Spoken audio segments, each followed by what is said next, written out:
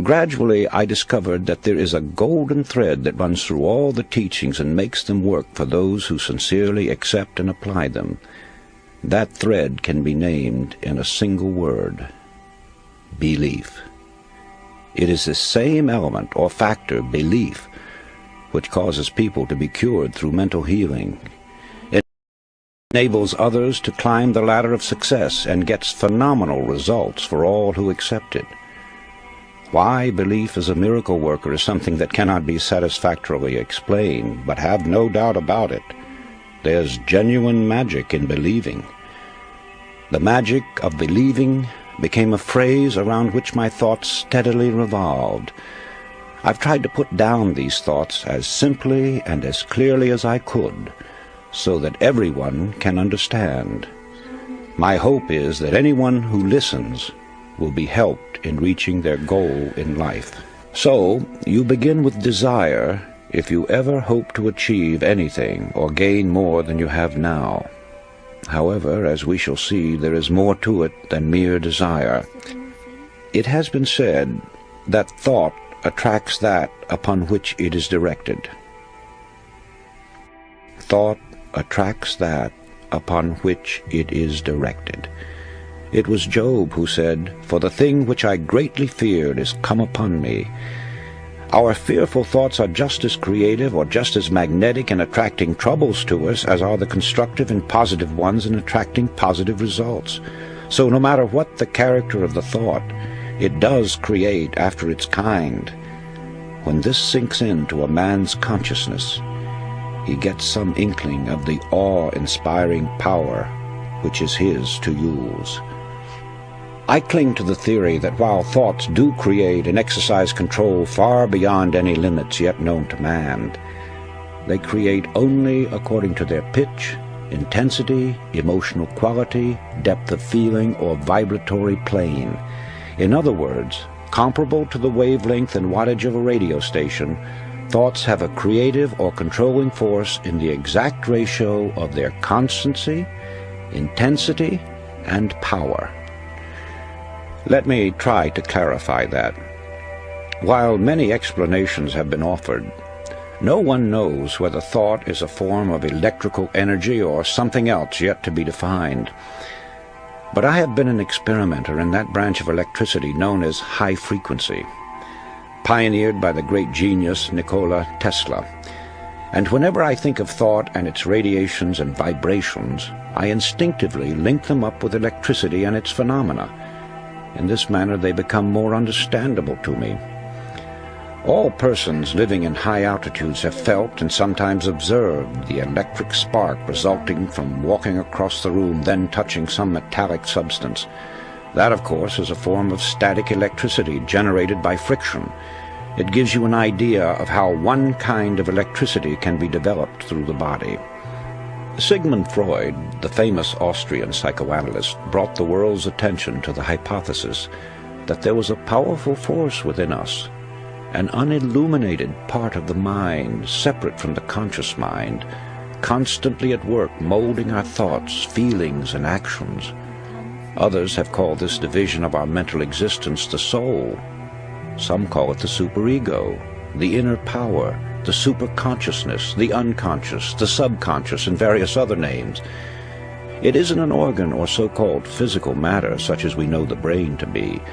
Nevertheless, it is there, and from the beginning of recorded time, man has known that it exists. The ancients often referred to it as the spirit. Paracelsus called it the will. Others have called it the mind, an adjunct to the brain. Some have referred to it as conscience, the creator of the still, small voice within. Still others called it intelligence, and have asserted that it is a part of the supreme intelligence to which we are all linked. No matter what we call it, I prefer the word subconscious. It is recognized as the essence of life, and the limits of its powers are unknown. It never sleeps. It comes to our support in times of great trouble. It warns us of impending danger. Often it aids us in what seems impossible. It guides us in many ways, and when properly employed, performs so-called miracles. Perhaps the most effective method of bringing the subconscious into practical action is through the process of making mental pictures, using the imagination, perfecting an image of the thing or situation as you would have it exist in physical form. This is usually referred to as visualization. However, before this visualization can work, you must really believe. I refer now to deep-seated belief, a firm and positive conviction that goes through every fiber of your being. When you believe it heart and soul, as the saying goes. Now call it a phase of emotion, a spiritual force, a type of electrical vibration, anything you please, but that's the force that brings outstanding results. It sets the law of attraction into operation and enables sustained thought to correlate with its object. This belief changes the tempo of the mind or thought frequency, and like a huge magnet, draws the subconscious forces into play, changing your whole aura and affecting everything about you, and often people and objects at great distances. It brings into your individual sphere of life results that are sometimes startling. After studying the various mystical religions and different teachings and systems of mind stuff, one is impressed with the fact that they all have the same basic modus operandi, and that is through repetition. The repeating of certain mantras, words, formulas, or just plain mumbo-jumbo is common with witch doctors, voodoo high priests, hexers, and many other followers of strange cults. They use them to evoke the spirits or work black magic. One finds the same principle at work in chants, incantations, litanies, daily lessons. Also the frequent praying of the Buddhists and Muslims alike, the affirmation of the Theosophists and the followers of unity, the absolute, truth, new thought, divine science. In fact, it is basic to all religions, although here it is white magic instead of black magic. This brings us to the law of suggestion, through which all forces operating within its limits are capable of producing phenomenal results. That is, it is the power of suggestion and autosuggestion, your own to yourself, or heterosuggestion coming to you from outside sources, that starts the machinery into operation or causes the subconscious mind to begin its creative work. And right here is where the affirmations and repetitions play their part. It's the repetition of the same chant, the same incantation, the same affirmations that lead to belief. And once that belief becomes a deep conviction, things begin to happen. Now, this is the same identical force and the same mechanics that Hitler used in building up the German people to attack the world. A reading of Mein Kampf will verify that. Dr. René Fauvel, a famous French psychologist, explained it by saying that Hitler had a remarkable understanding of the law of suggestion and its different forms of application. It was with uncanny skill and masterly showmanship that he mobilized every instrument of propaganda in his mighty campaign of suggestion. Hitler openly stated that the psychology of suggestion was a terrible weapon in the hands of anyone who knew how to use it. Let's see how he worked it to make the Germans believe what he wanted them to, and once that belief took hold, how they started their campaign of terror. Slogans, huge signs, posters, masked flags appeared throughout Germany. Hitler's picture was everywhere. One Reich, one folk, one leader became the chant. It was heard everywhere. Today we own Germany, tomorrow the entire world. The marching song of the German youths came from thousands of throats daily. Such slogans as, "Germany has waited long enough," "Stand up, you are the aristocrats of the Third Reich," "Germany is behind Hitler to a man," and hundreds others, bombarded the people 24 hours a day. From billboards, sides of buildings, the radio and the press, every time they moved, turned around, or spoke to one another, they got the idea that they were a superior race, and under the hypnotic influence of this belief, strengthened by repeated suggestion, they started out to prove it. Unfortunately for them, there were other nations who also had strong national beliefs that eventually became the means of bringing defeat to the Germans. I know that it is difficult for the average person who knows nothing of this subject to accept the idea that all is within.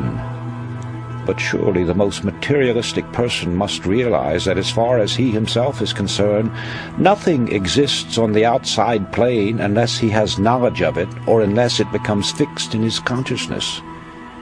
It is the image created in his mind that gives reality to the world outside of him. Happiness, sought by many and found by few, therefore is a matter entirely within ourselves. Our environment and the everyday happenings of life have absolutely no effect on our happiness except as we permit mental images of the outside to enter our consciousness.